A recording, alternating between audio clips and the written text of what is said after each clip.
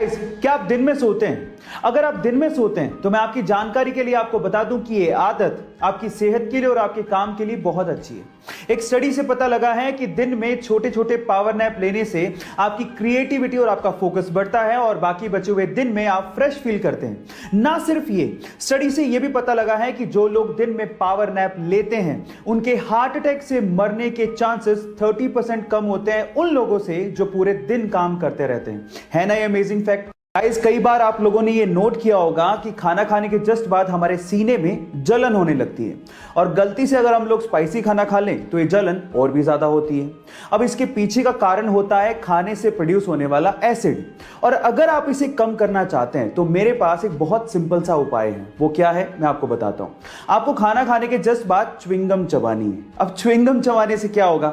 देखिए, च्युइंगम चबाने से सलाइवा पैदा होगा जो कि बेसिक नेचर का होता है, जो कि आपके बॉडी के अंदर जाएगा और खाने से प्रोड्यूस होने वाले एसिड को न्यूट्रलाइज कर देगा और इस तरह से आपकी जो जलन हो रही है, जो ये प्रॉब्लम है, वो कम हो जाएगी।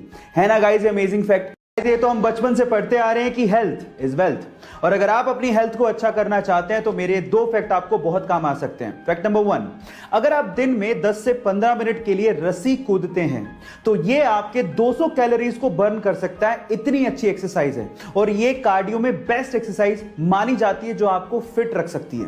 नंबर 2, साइंटिस्ट लोगों ने रिसर्च से पता लगाया है कि जो लोग ज्यादातर अपना समय इंडोर बिताते हैं उनके आंखों के और उनकी इम्यूनिटी के वीक होने के चांसेस सबसे ज्यादा होते हैं। इसलिए थोड़ा बाहर निकलिए और अच्छी हवा खाइए।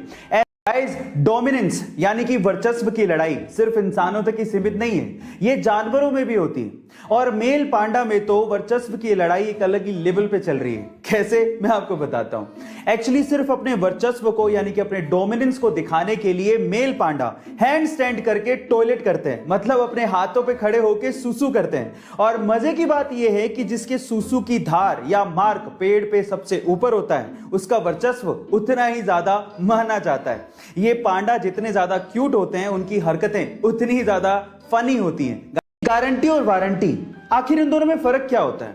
देखिए, जब भी हम कोई प्रोडक्ट लेने जाते हैं तो कोई हमें गारंटी देता है, कोई हमें वारंटी देता है। कोई गारंटी और वारंटी दोनों देता है और कोई तो दोनों ही नहीं देता। पर सवाल यह है कि इन दोनों में फर्क क्या है? तो चलिए मैं आपको बताता हूं। देखिए, मान लीजिए कि आपने कोई प्रोडक्ट खरीदा और वो प्रोडक्ट वारंटी में है और अगर वो खराब हो जाए तो दुकानदार उसे रिपेयर करके आपको वापस देगा, यानी कि वारंटी के केस में रिपेयर होता है। लेकिन अगर वो प्रोडक्ट गारंटी में है और फिर वो खराब हो जाए तो दुकानदार उसे रिप्लेस करके आपको वापस देगा, यानी कि एक नया प्रोडक्ट आपको मिलेगा। अब मतलब क्या निकला? वारंटी के केस में रिपेयर होता है लेकिन गारंटी के केस में रिप्लेसमेंट होता है।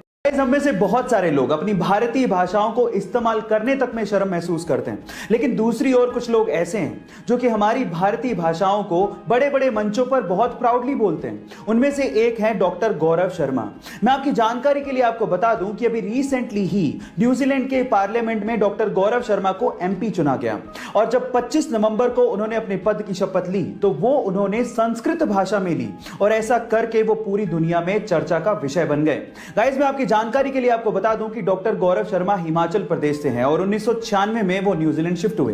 किसी यूजर ने उन्हें पूछा कि आपने शपथ हिंदी में क्यों नहीं ली, तो इस बात पे उन्होंने जवाब दिया कि संस्कृत भाषा सभी भारतीय भाषाओं की जननी है।